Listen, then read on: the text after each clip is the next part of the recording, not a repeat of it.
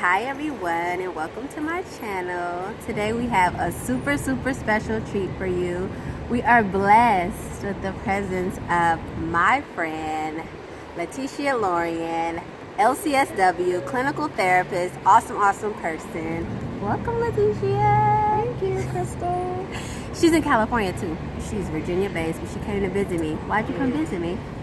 Well, that's what a friend does. Intentional steps to friendship. Oh, cool.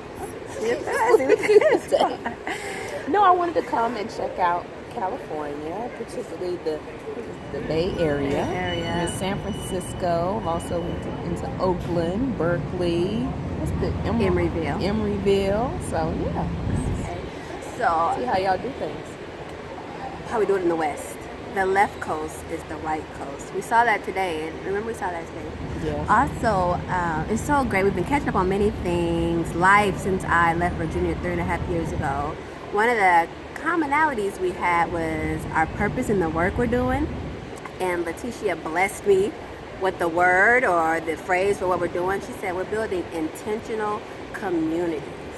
I spoke about the work we're doing here in the district, particularly with student and families of color, African American families.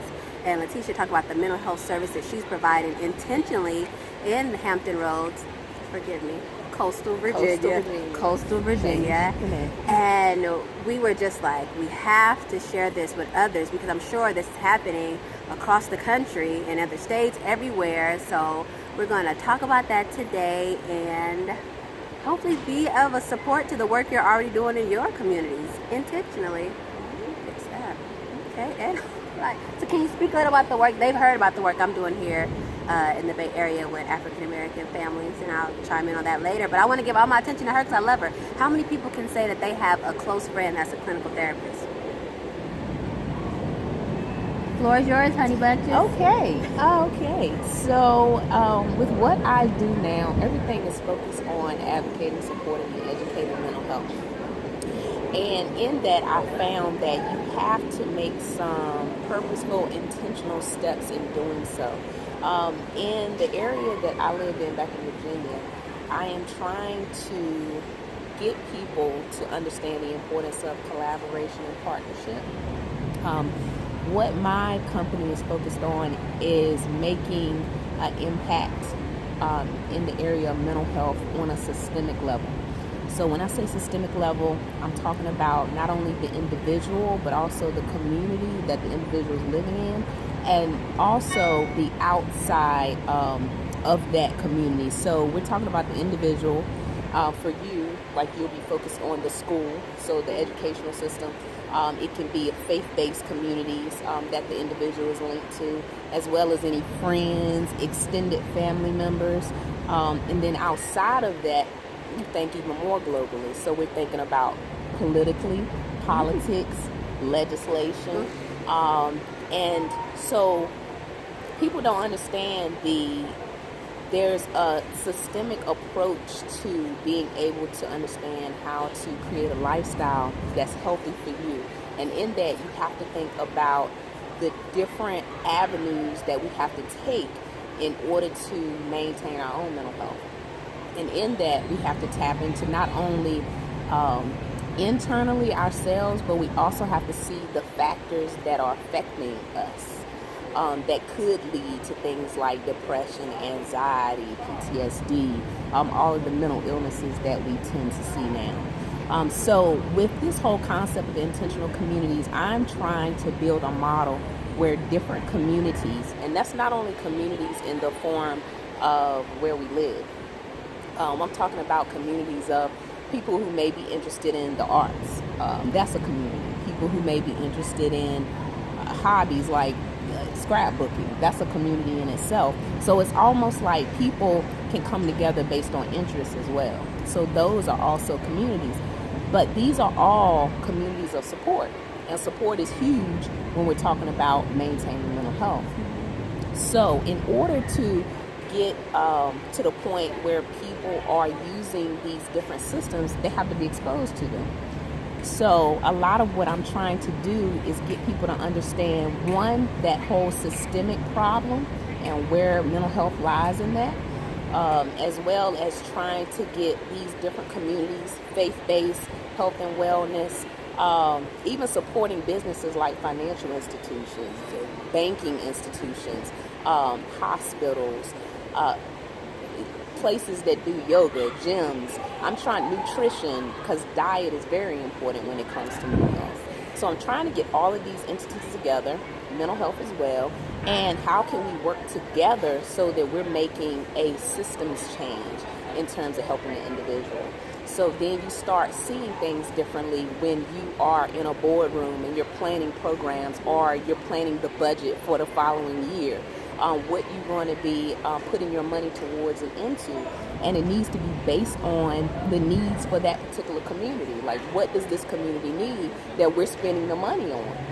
And the communities, the individuals have to be intentional as well, because they have to understand, well, what is important for us? What are some of the needs? What are some of the gaps that we're seeing, not only in our personal lives, but in our homes, in our communities, and even those outside communities like music, arts, things that I'm interested in.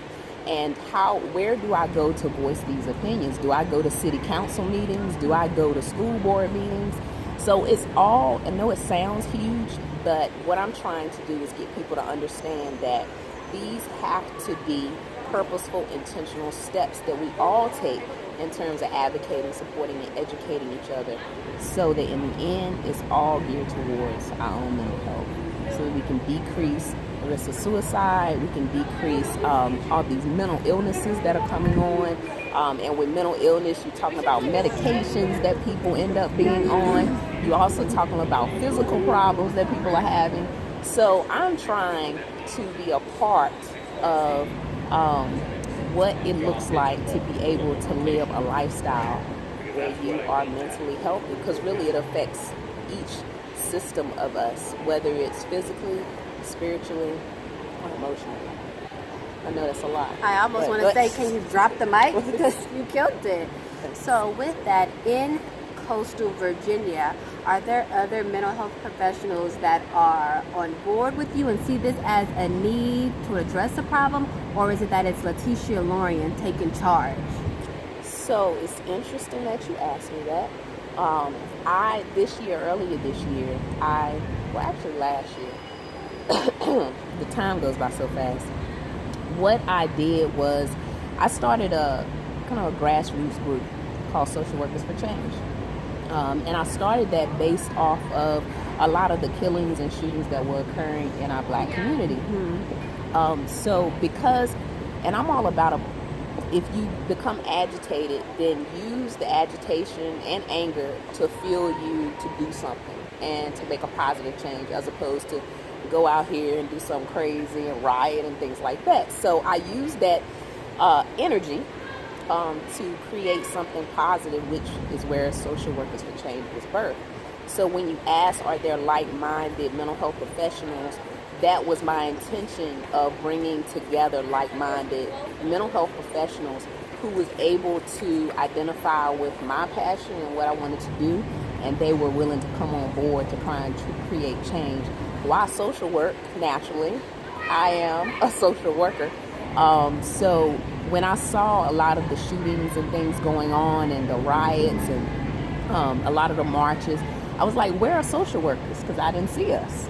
And that really agitated me. And so as opposed to just, becoming a part of the problem, I just decided, well, let me rally up social workers, because I feel like we can be in the forefront of this change, because I love the way that we are educated and we think on a systems level.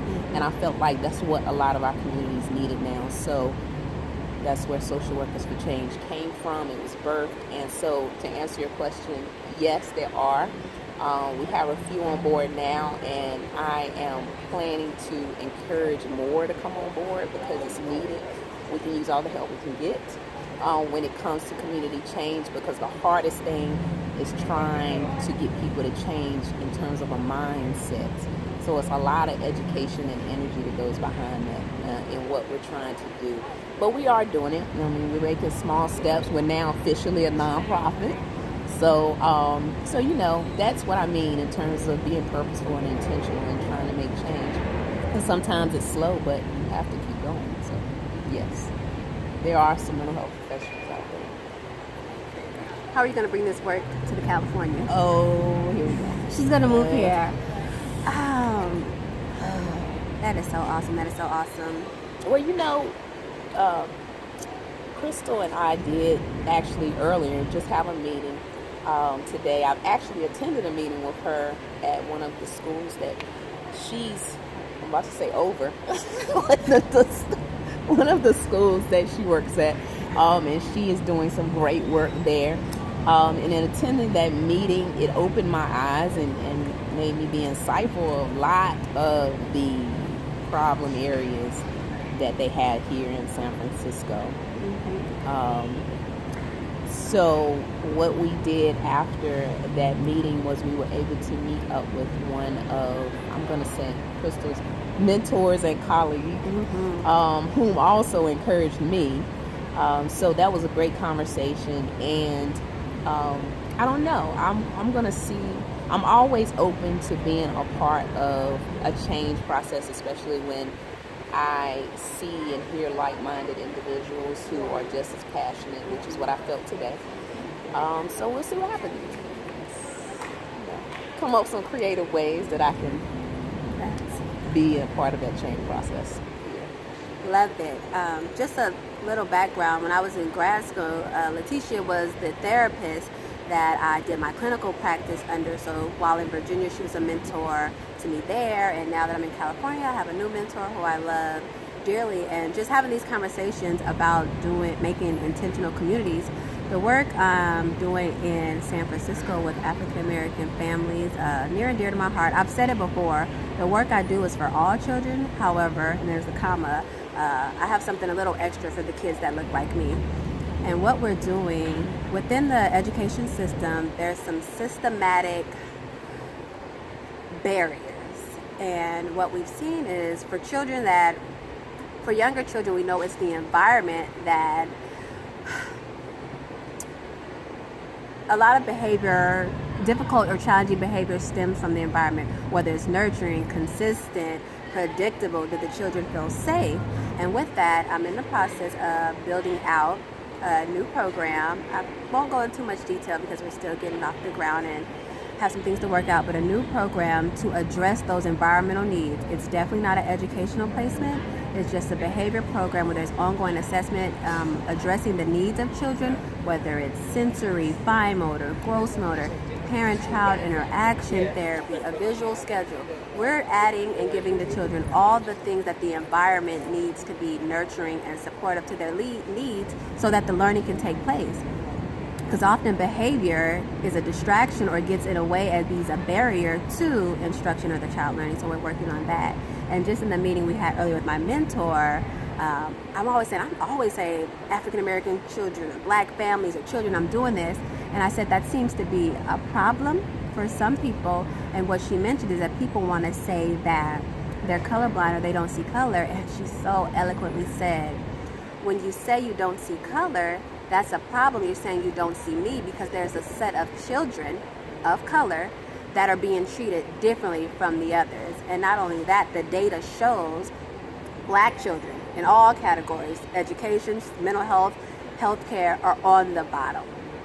So both Letitia and I wanted to share this information with you because in Virginia and here in California, the structure of what we're doing may be differently and maybe the age range may be differently, but we're both using our social work degrees and experience to build intentional communities. And some intentional step you have to make. Okay, I'm listening. Because when I was in the meeting on today at your school, they were talking about the nutrition, the diet and nutrition was speaking, and they were talking about how some schools here have the, what is it called, co-located sites, and some are standalone. So in the school district I work in, I work at early education sites. We're pre-K and TK sites.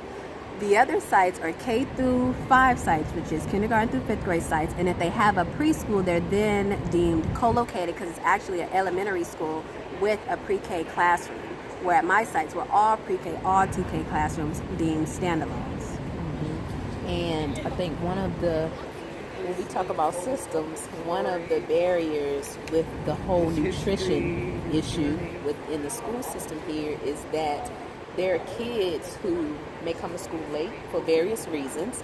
However, they could be marked absent without them, without the school officials understanding why the absence is there, which with the community that's at your school, Crystal, if I understand correctly, it's many kids are in the lower socioeconomic status. And as we know, particularly in the field of human services, usually black children, lower socioeconomic status, that means things like abuse is going on in the home, kids are raising themselves or even helping raise other siblings. They're having to cook in the home, so they're really, a lot of them taking on parental roles where they're tired, and then late at night they may be trying to get homework in or they just fall asleep. So of course, naturally, you may get to school a little later, but the problem here is that nobody is dealing with the issue of these kids in terms of why they are coming to school late. So today, when they were talking about nutrition, the dietitian, I don't remember her role, but she was stating that the kids, if they come in after 8:30, there's no breakfast for them. So then I know Crystal and some others asked, well, what do these kids do? They just have to wait until lunchtime and be hungry, because a lot of them are not even eating from home in the morning. So an intentional step that Crystal has been making is making sure breakfast is provided, even if she's pulling money out of her own pocket to get cereal and things for these kids in the morning. So that's an example of what I'm talking about in terms of, and then we were talking about some things that can be done here in terms of trying to attract the families in a way that we're able to maybe build a system where they can feel comfortable coming to and talking more about some of the needs in their communities and what's going on in their households, so that then we have more of a anchor in terms of finding out what resources are really needed and what really are the barriers to carry back into the school system so they can actually make change. So that's kind of what I mean when we're talking about intention. It's like you're making these purposeful steps to try and create change, even though sometimes you're up against a big Goliath, is what I call it. But we have to continue, because we can be the Davids and finally take that little rock and kill the Goliath. But it takes a lot sometimes. So that was an example of things that I'm trying to create and helping people understand the importance of these steps that we have to intentionally take. Because a lot of times we just live life and we get comfortable, many of us, in our positions and our careers, and we forget that really there are a lot of factors that are creating the barriers that a lot of us are just sitting at our desk and we're kind of just writing notes, turning them in, meeting deadlines. Yeah, all right, see y'all in the morning. And nothing is really happening. So, and that is another reason why I wanted to create, I do workshops and trainings in mental health to try and help people understand not only the system, but themselves in terms of the professional and what they do, and the importance of professional development and investing in your own self, in your skills, and coming up with some out-of-the-box interventions in terms of the generation that we're working with today. So, yes, I wanted to use that as an example. I think that was great. And it's sad, but it's great. It's like, but she's getting done, but But the kids are getting what, they need. Unfortunately, it's coming out of your pocket. The but, Lord's gonna take care of me. Change, yes. Change is going to happen. Well, Sam Cooke say change is going to come. Change is going to come. We're about to start singing spiritual. David, Goliath, and Cook. We all. God is here. Ain't he? I love her. We hope that giving you a insight on the work that we're doing, the work that we're passionate about, the work that we're hoping we can be a blessing in someone's life, has inspired you to do the work that's in you. That's Iyanla Vanzant. Do your work. Do the work that's in you, and whatever you're doing, utilize that to build intentional communities where you work, where you live. I'm so thankful to have had Letitia here today. And I'm Can I tell them about where they can learn more? You better. So, have a website. You can go to LetitiaLaurien.com to learn more about what I do. I'm also on social media, Facebook, LinkedIn, Twitter, and Instagram. So you can reach me there also. So I also have a blog, and it's called Being Me, and that's basically where I write in trying to get people to become more transparent about some of the things that they're struggling with. So I talk about my own struggles and some insight into that, as well as give some practical steps at some things that I implement, and some of my thoughts that I naturally just think about, in hopes that people will start talking more and it becomes a conversation so that we can all become more transparent. So thank you for allowing me to be on your YouTube channel, Crystal Hawkins. Thank you. Well, I'm not as savvy with the social media. I'm on LinkedIn, and then you can find me here on my YouTube channel, Crystal Hawkins.